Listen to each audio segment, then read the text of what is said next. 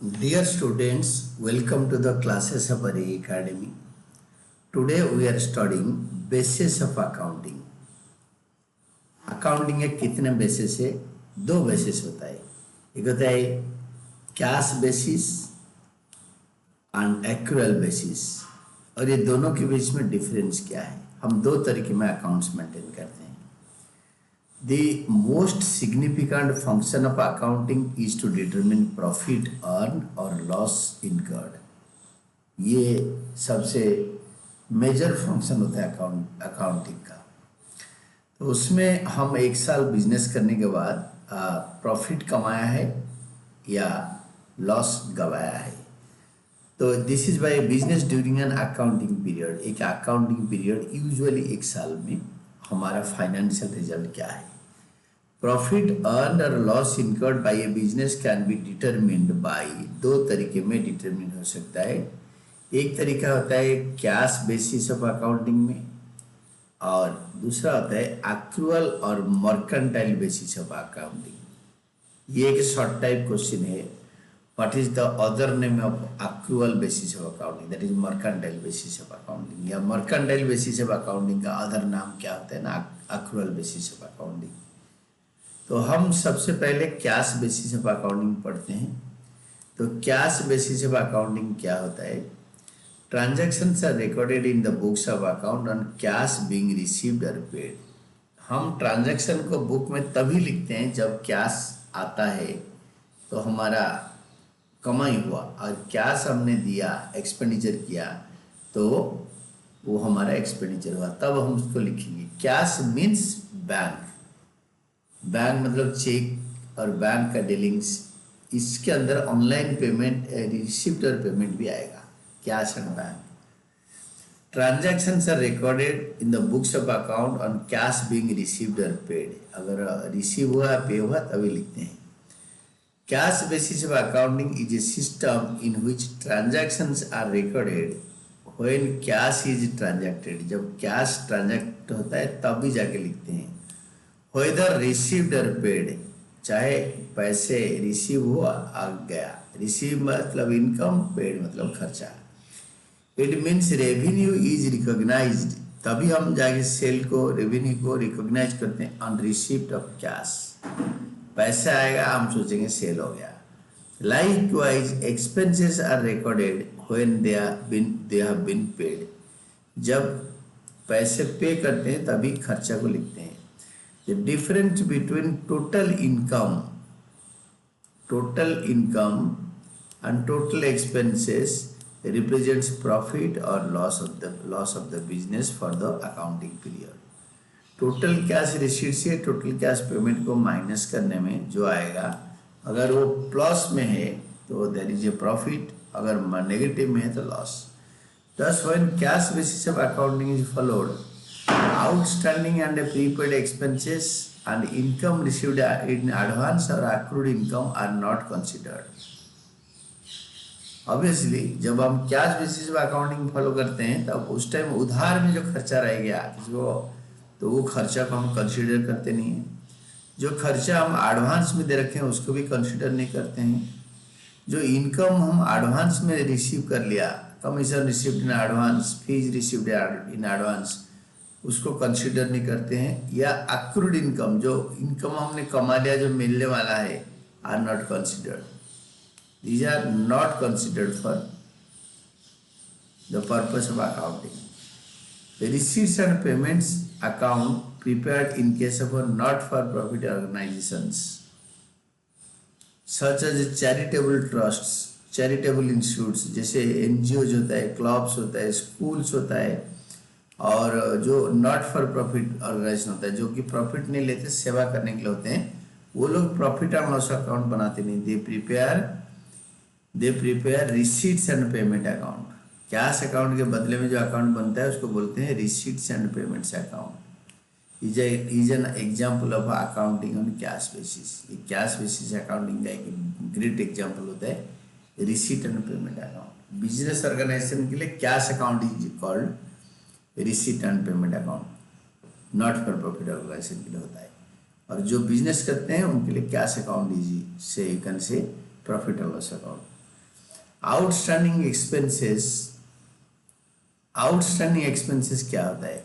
Outstanding expenses are those expenses which have become due during the accounting period but have not yet been paid, not yet been paid. Electricity expenses payable, जो electricity expenses हमने pay नहीं करा। Then prepaid expenses, prepaid expenses होता है जो advance में हम pay किया। Prepaid expenses are those expenses which have been paid in advance, उसको हम एडवांस में पे कर दिया। प्रीपेड एक्सपेंसेस को पहले पे कर दिया खर्चा को। एग्जाम्पल होता है प्रीपेड इंश्योरेंस, उसका एक एग्जाम्पल होता है कि इंश्योरेंस हमेशा एडवांस में पे होता है। अक्रूड इनकम, जो इनकम हमने कमा लिया हमारा जेब में नहीं आया, कैश नहीं आया। Accrued income is an income which has been earned during the accounting period, हमने कमा लिया, we have earned which have been earned during the accounting period but has not yet become due, अभी तक ड्यू नहीं हुआ। Therefore has not been received, इसीलिए वो पैसा हमारे जेब में नहीं आया। Interest accrued on fixed deposit, अगर इंटरेस्ट फिक्स्ड डिपॉजिट पे एक्रू हुआ है तो हमने इसको लिया नहीं, वो एक्रू हो रखा है। वो फीस एफडी 10 करोड़ का है, उसमें मतलब 50 लाख इंटरेस्ट एक्रू हो गया है, हमने लिया नहीं। और वो प्रीपेड एक्सपेंसेस का एग्जाम्पल होता है prepaid insurance. Then income received in advance, कोई इनकम हम पहले ले लिया, मतलब इनकम होने से पहले ले लिया। Income received in advance is an income which has been received before it has been earned, वो अर्न करने से पहले, कमाने से पहले पैसा आ गया। गुड्स टू बी सोल्ड और services to be rendered, advance में कैसा आता है? गुड्स टू बी सोल्ड और services to be rendered in future, तो रेंट रिसीव्ड इन एडवांस, हमारे जो रेंटेड एकोमोडेशन हमने दिया है किसी को, उन्होंने एडवांस में पैसे दे दिया, अब रहे नहीं एडवांस में दे दिए, जब रहेंगे तब वो खर्चा में कन्वर्ट हो जाएगा। इसका एडवांटेजेस होता है कैश बेसिस का अकाउंटिंग का, हम देखते हैं 3 होता है एडवांटेजेस। ये होता है advantages of cash basis of accounting are, first it is a simple basis of accounting as adjustment for outstanding expenses, adjustment for outstanding expenses and prepaid expenses, accrued income and income received in advance is not made। ये चारों points के लिए outstanding, prepaid expenses, advance income received in advance, accrued income, इसका adjustment होता नहीं क्योंकि वो cash में मिला नहीं है कि कैश में हमने दिया नहीं।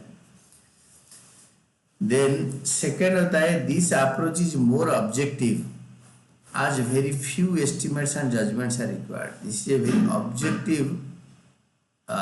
Objective approach of maintaining accounts. Estimates और जजमेंट चाहिए नहीं, पैसे दिया खर्चा है, पैसे लिया इनकम है, अदरवाइज नो। थर्ड होता है advantage this basis of accounting is suitable for those enterprises where most of the transactions are on cash basis. Most of the transactions are cash basis, maximum transaction cash में चलता है, इक्के दुक्के transaction हो उधार में, तो उस टाइप का ऑर्गेनाइजेशन के लिए ये मोर अप्रोप्रिएट है। देन डिसएडवांटेजेस क्या होता है? डिसएडवांटेजेस होता है, disadvantages of cash basis accounting are, मतलब इसका डिसएडवांटेजेस क्या है ना? First it does not give a true and fair view, does not give the true and fair view देता नहीं है। प्रॉफिट एंड लॉस अकाउंट का ट्रू एंड फेयर व्यू नहीं मिलता। Financial position of the enterprise because it ignores outstanding and prepaid expenses, accrued income and income received in advance, ये चारों को ignore कर देता है। अरे हमने किसी को उधार में बेचा पैसे देगा, उसको इग्नोर करते हैं, नहीं पैसा नहीं मिलेगा, डूब गया, जब मिलेगा तो तब इनकम होगा, तो उसको पूरा इग्नोर कर देता है। इसलिए ये बिजनेस का ट्रू एंड फेयर व्यू नहीं दे सकता। देन सेकंड होता है it does not follow matching principal accounting. Accounting है कि मेन प्रिंसिपल होता है मैचिंग प्रिंसिपल ऑफ अकाउंटिंग, इसको डज नॉट फॉलो, वो फॉलो करता नहीं है। Cash basis of accounting does not follow matching principle of accounting. Third होता है this system does not distinguish between capital and revenue items. ये डिस्टिंग्विश नहीं करता कि कैपिटल कौन सा है, रेवेन्यू कौन सा है। As a result there is no consistency in profits of the 2 years. 2 साल के प्रॉफिट में बहुत सारे अंतर होता है।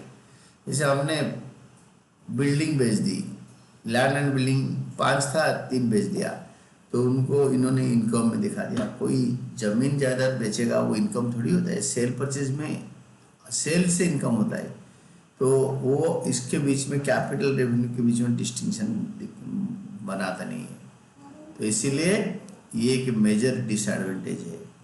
इसके अगर कुछ क्वेश्चंस करेंगे तो हमें बेटर समझ में आएगा। एक इलस्ट्रेशन देखो, during the financial year 2023-24 Ashok had cash sales of 3,90,000 and credit sale of 1,60,000. His expenses for the year were 2,70,000, out of which 80,000 is still to be paid. 2,70,000 से 70,000 पे करना है। Find out Ashok's income for 2023-24 following the cash basis of accounting. Cash basis of accounting follow करके इसका income and expenditure निकाल। तो revenue मतलब receipt, cash inflow, cash sales, ये सीधा दे रखा है। Cash sales 3,90,000, credit sales 1,60,000। तो हमारा जो इनकम है वो खाली कैश सेल 3,90,000 को लेंगे। 3,90,000 इज आवर कैश सेल। तो 3,90,000 cash sale less expenses, expenses में कैश आउटफ्लो लेंगे। लिखा है कि his expenses 2,70,000 total, out of which 80,000 still to be paid. तो 2,70,000 से 80 माइनस करो, 2,70,000 माइनस 80,000, तो जो आएगा दैट इज 1,90,000। ये सेल्स है, ये 1,90,000 actual cash paid, cash outflow 1,90,000। तो नेट इनकम यानी नेट प्रॉफिट होगा 2 lakh on cash basis of accounting. Credit sales and outstanding expenses will not be considered under cash basis of accounting. Cash basis of accounting में उधार में जो बेचा है उसको हम कंसीडर नहीं करेंगे। This is all about your cash basis of accounting. हम next time actual basis of accounting study करेंगे। तो 2 मेथड्स होता है, एक होता है cash basis of accounting and the other one is actual basis of accounting. Cash पे करेंगे तो इनकम होगा, कैश नहीं पे करेंगे तो इनकम नहीं होगा, एक्सपेंडिचर नहीं होगा। तो कैश सेल में इनकम होता है और कैश पेमेंट में एक्सपेंडिचर होता है। This is called cash basis of accounting.